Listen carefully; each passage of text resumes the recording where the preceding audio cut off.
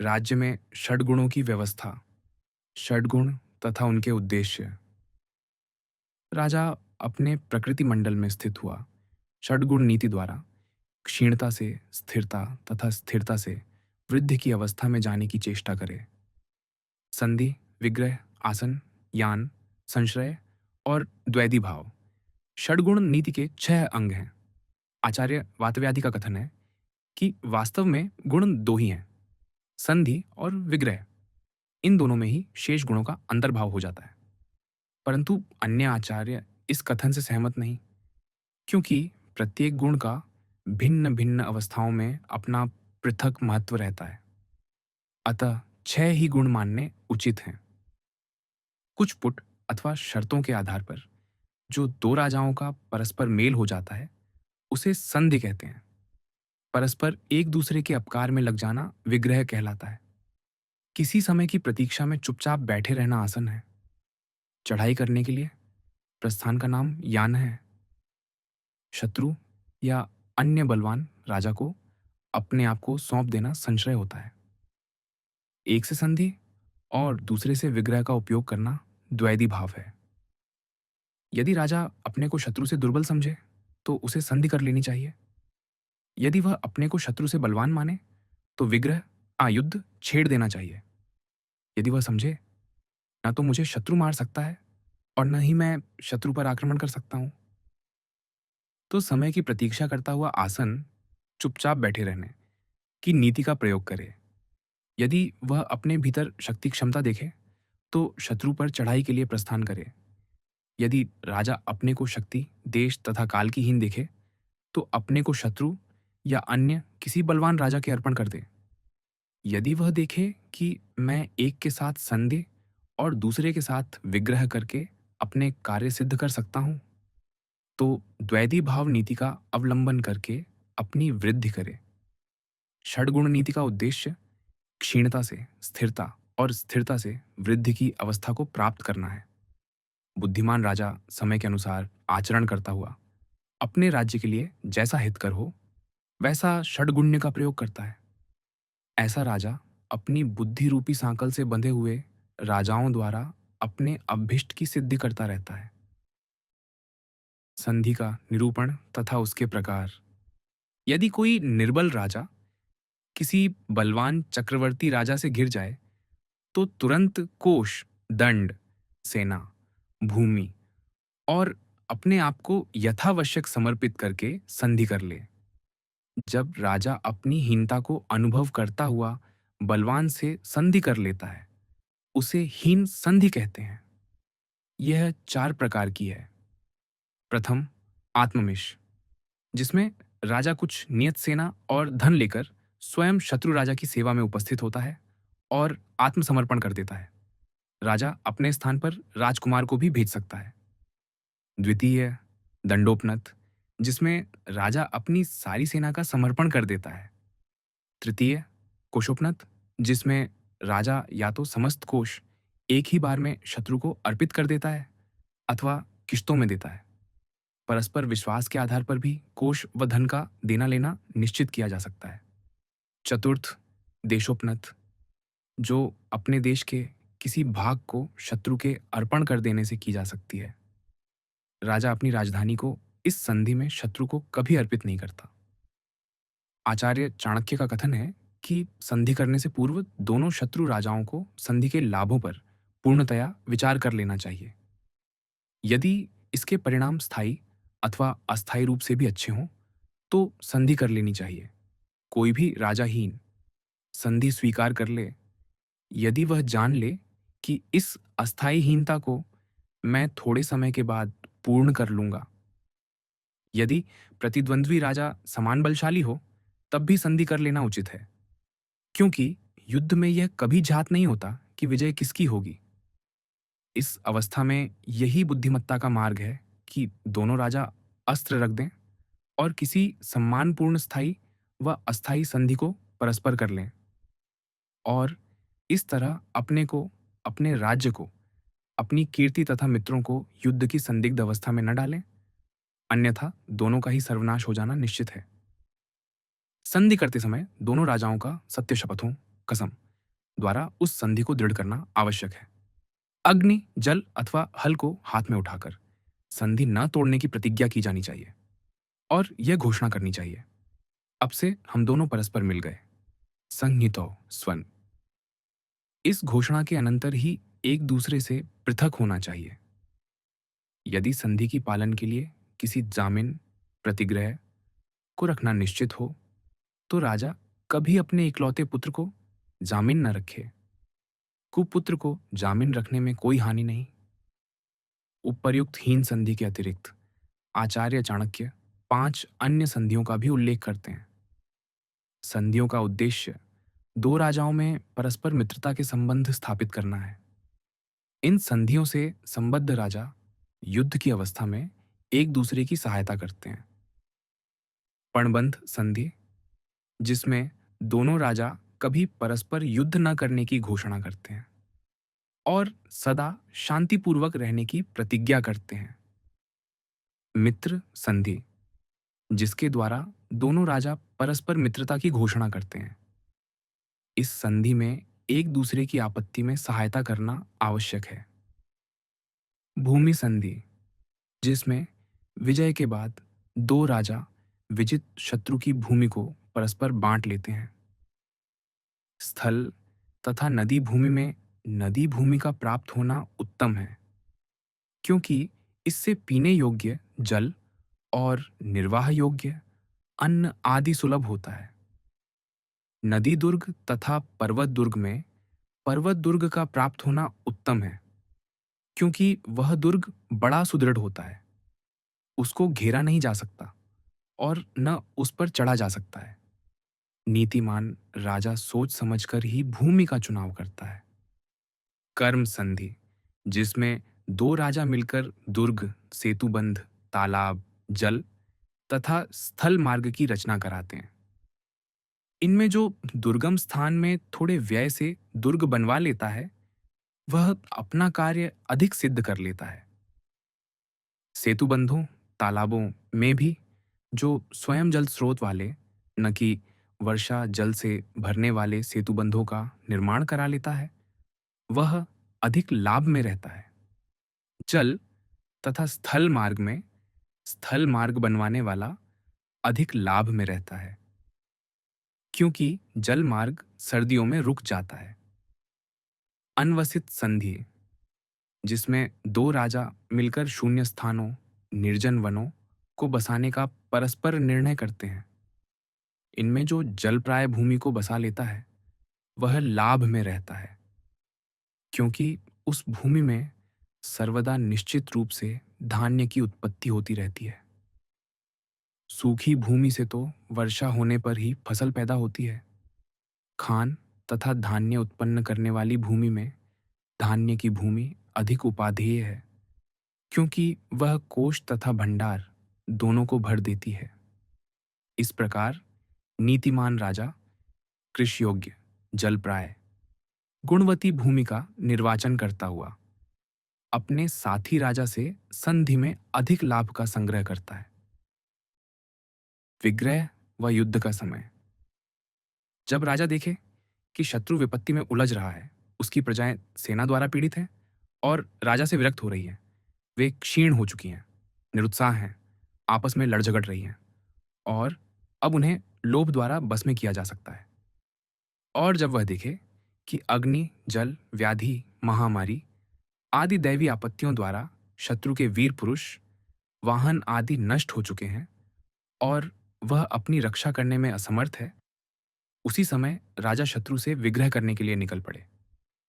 जब राजा को निश्चित हो कि उसके मंत्री अमात्य आदि उत्साहयुक्त हैं, उसकी सेना सुसंगठित है, उसके मित्र निश्चल भाव से सहायता करने वाले हैं, उसकी प्रजा राजभक्त है, उसके देश में धान्य की प्रचुरता है, मूल, राजधानी तथा दुर्ग सर्वथा सुरक्षित हैं, तब वह शत्रु पर आक्रमण कर दे।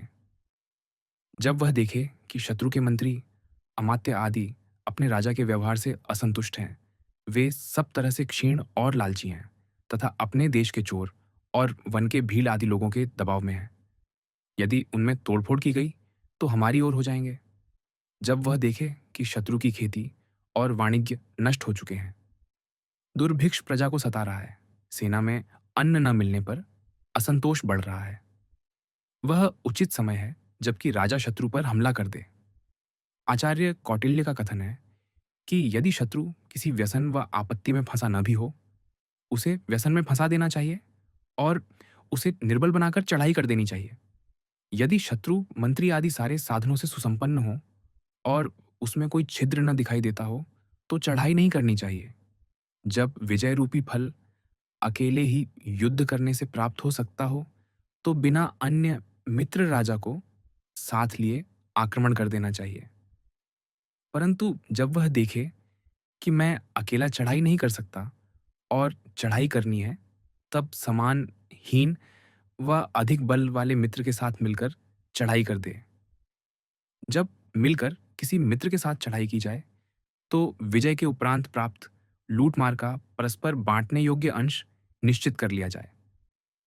यह अंश या तो सेना के परिमाण के अनुसार हो, अथवा किए गए परिश्रम के अनुसार हो, अथवा आक्रमण में जितना व्यय हुआ हो, उसके अनुसार धन का बंटवारा होना चाहिए। युद्ध 3 प्रकार के हैं। प्रकाश युद्ध, जिसमें देश और काल का स्पष्ट रूप से निर्देश करके प्रकाश रूप में परस्पर युद्ध किया जाता है। कूट युद्ध, जिसमें धोखा देकर भय खड़ा किया जाता है, आग लगाकर शत्रु को संजाहीन किया जाता है, अथवा प्रमाद और व्यसन में ग्रस्त शत्रु पर आक्रमण किया जाता है एवं एक जगह युद्ध बंद करके दूसरी ओर धोखे से मारकाट आरंभ की जाती है। तूष्णीं युद्ध, मंत्र युद्ध, जिसमें विष औषध प्रयोग व गुप्तचरों द्वारा वध या भेद कर दिया जाता है। कुछ आचार्यों का मत है कि इनमें तूष्णीं युद्ध अथवा मंत्र युद्ध सबसे उत्तम है, क्योंकि इसमें धन और जन का अल्प व्यय होता है। प्रकाश युद्ध में तो सेना के क्षय तथा धन के व्यय के कारण दोनों पक्षों की बड़ी हानि होती है। जीतने के बाद भी विजयी पक्ष सेना और कोष के क्षीण हो जाने के कारण पराजित के समान ही होता है। परंतु आचार्य कौटिल्य का मत है कि चाहे कितनी भी सेना या धन का व्यय हो जाए, शत्रु का नाश तो कर देना ही उचित है। सुमहतापि तत्व्ययेन शत्रु विनाशोत्युपगंतव्य। शत्रु का पूर्ण विनाश प्रकाश युद्ध द्वारा ही संभव है। अतः नीति शास्त्र वेत्ता राजा विग्रह व युद्ध का परित्याग नहीं कर सकता। आसन व चुप बैठना। जब राजा यह समझे कि मेरा शत्रु इतना समर्थ नहीं है कि मेरे कामों को हानि पहुंचा सके और न मैं उसके कामों को बिगाड़ सकता हूं, यद्यपि शत्रु राजा पर व्यसन है, परंतु कलह में कुत्ते और शूकर की लड़ाई के तुल्य कोई फल नहीं निकलेगा। अपना काम करते रहने पर मैं वृद्धि को प्राप्त करूंगा। तो इस परिस्थिति में राजा चुपचाप बैठा रहे और आसन नीति का अवलंबन करे। स्थान, आसन और उपेक्षण, ये तीनों आसन के पर्यायवाची नाम हैं। परंतु इनमें कुछ भेद भी है। किसी भाग में चुप बैठे रहना और किसी विषय में उपाय करते रहना स्थान कहलाता है। अपनी वृद्धि की प्राप्ति के लिए चुपचाप बैठे रहना आसन है। किसी भी उपाय का अवलंबन न करना उपेक्षण कहलाता है। जब विजयाकांक्षी राजा और शत्रु एक दूसरे को नष्ट करने की शक्ति न रखते हों और कुछ लड़कर चुपचाप बैठ गए हों, उसे विग्रह्यासन कहते हैं। और जब वे संधि करके चुप बैठ गए हों, उसे संध्यासन कहते हैं। जब राजा अपने आप को असहाय अनुभव करे, तो दुर्ग में चुपचाप बैठ जाए। दुर्ग ऐसा होना चाहिए कि जिस पर बहुत सेना के साथ भी शत्रु घेरा न डाल सके। यदि शत्रु हमला करे, तो उसके नाश की अधिक संभावना हो। दुर्ग में अन्न, भोजन, घास, लकड़ी, जल आदि की बहुलता होनी चाहिए। अधोलिखित कारणों के उपस्थित होने पर दुर्ग में आश्रय ग्रहण करके चुपचाप बैठ जाना चाहिए। जब राजा यह समझे कि मैं यहां बैठे बैठे शत्रु राजा के सहायकों को उसके विरुद्ध खड़ा कर दूंगा, किसी विरोधी सामंत द्वारा उसका राज्य हरण करा दूंगा या उसे मरवा दूंगा, शत्रु पक्ष के अमात्य आदि कर्मचारियों को अपने पक्ष में मिलाकर उसके दुर्ग, राष्ट्र या स्कंधावार छावनी में विद्रोह खड़ा करवा दूंगा, अथवा अन्य उपायों द्वारा शत्रु को जन और धन की हानि पहुंचा दूंगा। यदि उपर्युक्त कारण न हो और शत्रु की सेना बलवती दिखाई देती हो, तो राजा दुर्ग को छोड़कर निकल जाए। और यदि निकल जाना भी असंभव हो, तो दीपक पर पतंगे की तरह शत्रु पर टूट पड़े। कभी कभी दुर्बल राजा भी वीरता से आक्रमण करके विजयी हो जाता है। परंतु आचार्य कौटिल्य का कथन है कि दुर्ग में बैठा राजा पहले शत्रु से संधि करने का यत्न करे। यदि संधि होना असंभव हो, तो पराक्रम द्वारा आक्रमण करे या निकलकर भाग जाए। यदि शत्रु संधि करने को उद्यत हो, तो राजा दूत द्वारा उसे उपहार भेंट करे और उसकी अधीनता स्वीकार कर ले। जब दूत के कथन से विजेता का आश्रय मिल जाए, तो उस विजेता राजा के साथ सेवक की तरह व्यवहार करे। दुर्ग बनवाना, कन्या लेना या देना, युवराज का अभिषेक, अश्वों का खरीदना, हाथियों का पकड़ना, यज्ञ, यात्रा, उद्यान आदि का विहार, ये सभी कार्य उसकी आज्ञा और अनुमति से ही करे। जब विजेता के लिए कभी दिवाराधन व स्वस्थि वाचन आदि हो, तो यह राजा भी आशीर्वाद में सम्मिलित हो। सब जगह वह अपने आप को विजेता के अधीन होने की घोषणा करे। बलवान विजेता के साथ इस प्रकार व्यवहार करता हुआ पराजित राजा तब तक इसी प्रकार गुपचुप आसन नीति का आश्रय करके बैठे, जब तक वह अपने आप को पुनः सबल बनाकर शत्रु से युद्ध करने योग्य न समझे। इसी स्थिति में उसका कल्याण है। यान अथवा युद्ध के लिए प्रस्थान। इन कारणों से किसी अन्यायवृत्ति राजा की प्रजाओं में क्षय, लोभ तथा वैराग्य, असंतोष फैलता है। जब वह राजा न करने योग्य कार्यों को करता हो और करने योग्य कार्यों का नाश कर देता हो, जब वह दंडनीयों को दंड न देता हो और अदंडनीयों को दंड देता हो, जब वह प्रधान पुरुष पर दोष लगाता हो और मान्यों का अपमान करता हो, संक्षेप में जब वह राजा प्रमाद, आलस्य और योगक्षेम, कल्याण की हानि द्वारा प्रजाओं को उत्तेजित करता हो, वही समय उचित अवसर है जबकि उस राजा के विरुद्ध यान अथवा युद्ध के लिए प्रस्थान कर देना चाहिए। क्षीण हुई प्रजाएं राजा से विरक्त हो जाती हैं और या तो शत्रु से जा मिलती है या स्वयं अपने राजा को मार देती है। अन्याय वृत्ति से चलने वाले बलवान राजा के विरुद्ध भी प्रस्थान करने में सफलता प्राप्त होती है, क्योंकि उसकी प्रजाएं, मंत्री उसकी सहायता नहीं करते। इसके विरुद्ध न्यायवृत्ति वाले दुर्बल राजा को भी जीत लेना दुर्लभ है, क्योंकि उसके मंत्री, अमात्य आदि उसका साथ देते रहते हैं। राजा का प्रकृतियों से विरक्त होने के अन्य कारण सज्जनों का तिरस्कार, दुर्जनों का अनुग्रह, अनुचित धर्महीन हिंसा की प्रवृत्ति, पात्रों को न देना और अपात्रों को देना, अनर्थकारी बातों का करना, चोर आदि से प्रजा की रक्षा न करना, स्वयं प्रजा को लूटना, संधि और गुणों के दोषों से कामों को बिगाड़ लेना, वृद्ध पुरुषों की उपेक्षा करना, किसी के उपकार को न मानना इत्यादि हैं। इन सब बातों का ध्यान करके विजयाकांक्षी राजा अपने मंत्री आदि प्रकृति को कभी क्षीण, लोभयुक्त या विरक्त न होने दे। यदि किसी मंत्री में विकार उत्पन्न हो भी जाए, तो शीघ्र उसका प्रतिकार करना चाहिए। दुर्भिक्ष आदि से क्षीण हुए मंत्री अमात्य आदि पीड़ा या विनाश के भय से शीघ्र संदेह और युद्ध से भाग जाना स्वीकार कर लेते हैं।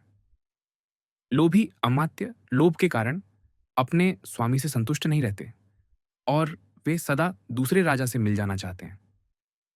विरक्त मंत्री शत्रु की चढ़ाई में उसके साथ मिल जाते हैं। इस प्रकार विजेता अपनी प्रकृति को शुद्ध करके तथा अपने साथियों के संधि विग्रह के कारणों और उनकी शक्ति और पवित्रता का निश्चय करके उनके साथ शत्रु के विरुद्ध प्रस्थान करता है। जो साथी शक्तिशाली होता है, वह राजा की पीछे के आक्रमण से रक्षा करता है। जो पवित्र आचरण वाला साथी होता है, वह कार्य के सिद्ध होने या प्रसिद्ध होने पर भी अपना कार्य ठीक ठीक करता रहता है और कभी साथ नहीं छोड़ता। अशुद्ध आचरण वाला साथी कार्य सिद्ध होने पर बिगड़ जाता है, क्योंकि वृद्धि व सफलता चित्त को बिगाड़ ही देती है। चढ़ाई करने योग्य 3 प्रकार के शत्रु होते हैं। एक जो भारी विपत्ति में फंसे हुए हों, दूसरे जो थोड़ी विपत्ति में फंसे हुए हों और तीसरे विरक्त मंत्रियों से युक्त। इनमें सबसे प्रथम जिसके मंत्री आदि विरक्त हों, जिसका वर्णन ऊपर किया जा चुका है, उसी पर चढ़ाई करे। उसके बाद भारी विपत्ति वाले राजा पर चढ़ाई करनी चाहिए और अंत में थोड़ी विपत्ति वाले पर। आचार्य कौटिल्य का मत है कि यदि शत्रु पर थोड़ी भी विपत्ति हो, प्रथम उस पर भी चढ़ाई कर देनी चाहिए, क्योंकि छोटी सी भी विपत्ति चढ़ाई करने के अनंतर बहुत बड़ी बन जाती है। अन्यथा वह शत्रु छोटी विपत्ति का प्रतिकार कर लेगा और उस पर पीछे चढ़ाई करना कठिन हो जाएगा। जब राजा का काम सिद्ध हो जाए, तो वह अपने साथी राजाओं को मानपूर्वक विदा करे और उन्हें विजय का अंश, लूट-मार का भाग प्रदान करे। ऐसा करने से राजा अपने राजमंडल में प्रिय होता है और उसे यान प्रस्थान में सफलता प्राप्त होती है। संश्रय वृद्धि के लाभ। राजा का जो प्रिय हो अथवा दो में जो अधिक प्रिय हो, राजा उसी का आश्रय ग्रहण करे। यदि संधि और विग्रह में एक सा लाभ दिखाई देता हो, तो संधि का आश्रय करना उचित है, क्योंकि विग्रह से तो जननाश, धन व्यय, प्रवास आदि कष्टों का सामना करना पड़ता है। इसी तरह आसन और यान में आसन का अवलंबन करना अधिक उचित है। द्वैधी भाव और संश्रय में द्वैधी भाव उत्तम है, क्योंकि द्वैधी भाव में अपना काम प्रधान होता है। इसमें राजा अपना उपकार कर लेता है। संश्रय में तो दूसरे का काम बनता है, अपना नहीं बन सकता है। यदि संश्रय करना ही पड़े, तो उस बलवान राजा का संश्रय स्वीकार करे जो शत्रु से अधिक बलशाली हो। यदि शत्रु राजा की अपेक्षा अन्य कोई राजा बलशाली न दिखाई देता हो, तो शत्रु राजा का आश्रय ले लेवे और कोष, सेना या भूमि में से किसी एक वस्तु को देकर उसे संतुष्ट करे और नम्रता से दिन निकाले। जब शत्रु राज्य में कोई प्राणनाशक व्याधि, प्रकृति का कोप अथवा कोई अन्य व्यसन उपस्थित हुआ देखे, तो आश्रित राजा किसी संभव व्याधि अथवा धर्म कार्य का बहाना करके खिसक जाए और बुलाए जाने पर भी शत्रु देश में न जाए। दो बलवान राजाओं के परस्पर भीड़ जाने पर जो अपनी रक्षा में समर्थ हो, विजय इच्छुक राजा उसका ही आश्रय ले। यदि दोनों का ही आश्रय लेना आवश्यक हो, तो दोनों से इधर उधर की बातें करके कपाल संश्रय का सहारा ले। दो कपालों से जैसे घड़ा बनता है, वैसे ही दो दो से काम निकालना कपाल संश्रय कहलाता है। जब इन राजाओं से मिले, उनमें परस्पर भेद उत्पन्न करने की चेष्टा करे और कहे कि दूसरा तुम्हारे राज्य का अपहरण करना चाहता है, उन दोनों में इस तरह फूट डालकर दोनों को अपना सहायक बनाए रखे। यदि दोनों राजाओं में किसी एक से भय की आशंका निकट आती दिखाई दे, तो दूसरे का पूरी तरह संश्रय कर ले। यदि कई राजा लोग सहायता देने को तैयार हों, तो जिसके मंत्री आदि प्रकृतियां सुखकारी प्रतीत होते हों, जिसके साथ रहकर अपना उद्धार हो सकता हो, जिसके साथ से अपने पूर्वजों की प्रतिष्ठा रहती हो और जिससे कुछ समीप का संबंध हो तथा जिसके बहुत से शक्तिशाली मित्र हों, उसी राजा का आश्रय ले। जब दो राजा सेना से सहायता करने वाले हों, तो उनमें जो अधिक पराक्रमशाली, क्लेश सह लेने वाला तथा सारी सेना देने वाला हो, वह अधिक श्रेष्ठ है। इसी तरह जब दो राजा सुवर्ण से सहायता कर रहे हों, तो उनमें मांगते ही बहुत द्रव्य देने वाला और बहुत दिन तक सहायता देने वाला अधिक उत्तम है। संश्रय द्वारा शीघ्र होने वाले थोड़े लाभ तथा चिरकाल में होने वाले महान लाभ में आचार्य कौटिल्य का मत है कि चिरकाल में होने वाला महान लाभ उत्तम है, क्योंकि वह बीज के समान निरंतर फल देने वाला होता है। विजय इच्छुक राजा निश्चित लाभ को देखकर और लाभ में गुणों के उदय का विचार करके अन्य सहायक राजाओं का संश्रय स्वीकार करे और अपने स्वार्थ की सिद्धि करे। द्वैधी भाव नीति का प्रयोग। संधि के लिए किसी राजा द्वारा कहे जाने पर अथवा स्वयं किसी राजा के साथ संधि करने के लिए उद्यत होने पर विजयेच्छुक राजा प्रथम संधि के तथा विग्रह के लाभ हानि पर विचार करे और जैसा भी श्रेयस्कर प्रतीत होता हो, उसके अनुसार आचरण करे। जब राजा एक से संधि और दूसरे से विग्रह छेड़ दे, तो कोष से सेना और सेना से कोष किसी दूसरे सामंत से ग्रहण कर ले। इनमें जो अधिक शक्तिशाली हो, उसको अधिक अंश, जिसमें समान शक्ति हो उसे संभाग, और जिसमें हीन शक्ति हो उसे हीन भाग देकर संधि कर ले। जब संधि करने पर अपनी शक्ति बढ़ जाए और अपने साथी सामंत की शुद्ध बुद्धि देखे, तो शत्रु से विग्रह करने के लिए प्रस्थान कर दे। जिस राजा के मंत्री आदि कुपित हो रहे हों या व्यसन में फंसे हों, उस पर शीघ्र ही चढ़ाई कर दे। यदि चढ़ाई किए हुए राजा से संधि करने में कल्याण दिखाई देता हो, तो उससे संधि करके स्थिर हो जाए। यदि संधि होने के बाद अपनी विपत्ति टल गई हो, तो पुनः उस पर आक्रमण कर दे अथवा चुपचाप बैठा रहे। किसी कार्य की सिद्धि के लिए सेना भेजी गई और वह मारी गई और वह कार्य अवश्य सिद्ध करना है, तो उसके निमित्त मौल बल, भृत बल, श्रेणी बल, मित्र बल अथवा अटवी बल देश काल के अनुसार भेजना आवश्यक होता है। यदि देश काल की दूरी हो, अर्थात दूर जाना हो और विलंब में कार्य होता दिखाई देता हो, तो वहां शत्रु बल या जंगली जाति के बल को भेजे। जब राजा देखे कि सहायता चाहने वाला सामंत अपने कार्य के सिद्ध होने पर मेरी सेना को हड़प कर जाएगा या उसे दुर्गम प्रदेश में भेज देगा या अंत में धन आदि न देकर निष्फल लौटा देगा, तो उस सामंत से सेना के विषय में कोई बहाना करके इनकार कर दे। यदि इस सामंत को सहायता देनी भी पड़े, तो साधारण सी सेना भेज दे और काम हो जाने पर झटपट कुछ बहाना करके उस सेना को लौटा ले।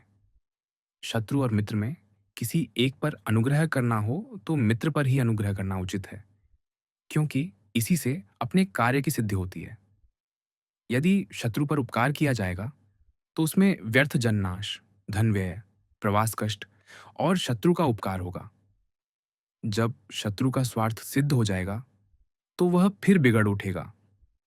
जिनका परस्पर एक ही स्वार्थ संबंध हो, जो परस्पर उपकारी हों, विकारी न हों, जो आपत्ति में परस्पर दूर नहीं हो जाते, ऐसे मित्र अद्वैध मित्र कहलाते हैं।